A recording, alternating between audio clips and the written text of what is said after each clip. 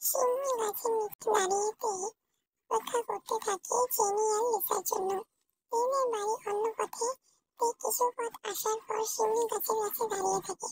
তারপর চেনি লিসা আসলে একসঙ্গে স্কুলে যায়। আজ চেনি লিসা আসতে দেরি দেখে একা একা হাঁটতে থাকে আশেপাশে।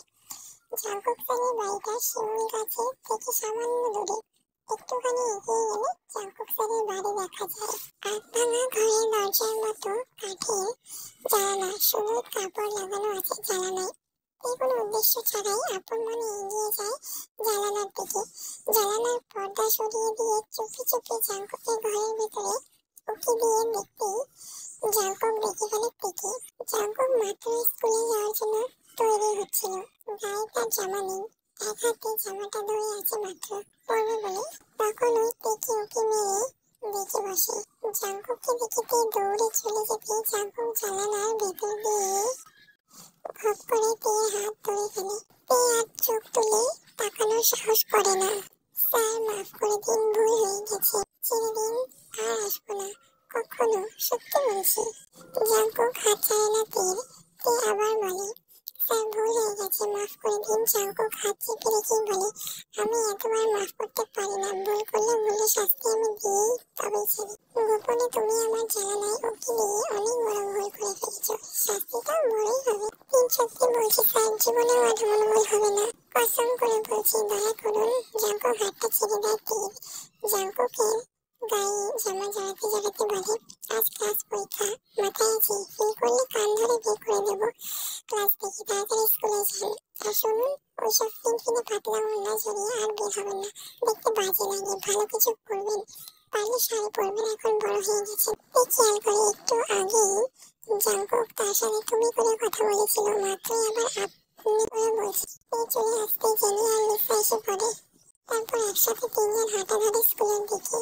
জমিদার বেগম চীন রান্নাঘরে দাসীদের কড়া গলায় বকাবকি করছেন। আজকাল কোনো খাবার তারা ঠিকভাবে তৈরি করতে পারে না, খাওয়ার রুচি হয় না চিনির, যাই খায় বিষত লাগে তার মুখে। দাসীদের মাঝ থেকে একজন ফিসফিস করে বলে, মুখে রুচি আসবে কেমন করে, অন্তরের শান্তি, খাবার কি আর মুখে ধরে?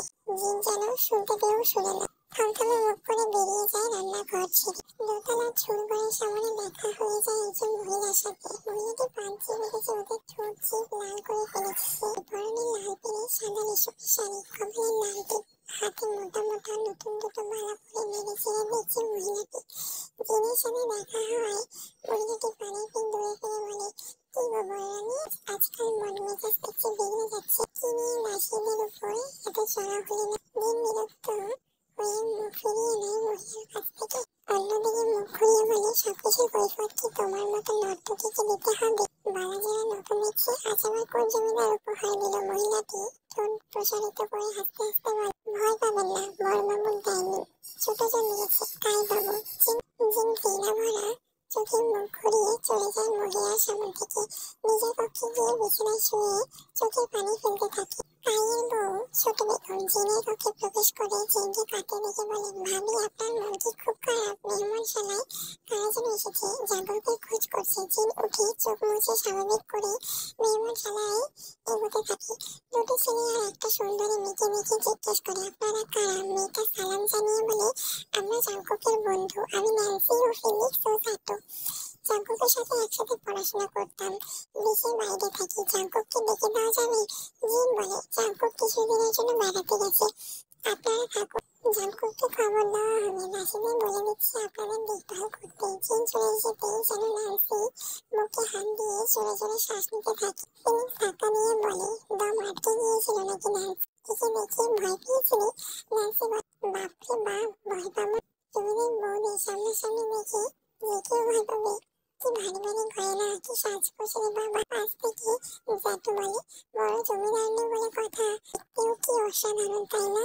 ন্যান্সি জ্যাঠুর মুখে কিল বসিয়ে দিয়ে বলে, এটা জাঙ্কুকের মা, ভুলে যাস না। স্কুলের বারান্দায় লাইন করে কান ধরে দাঁড়িয়ে আছে প্রিয় জিনি, লিসা আর 4-5টা ছেলে মেয়ে। এই কয়জন আজ ক্লাস পরীক্ষায় উত্তীর্ণ হতে না পারায় জাঙ্কুক তাদের সবাইকে এক পায়ে খাড়া করে কান ধরে দাঁড় করে রেখেছে।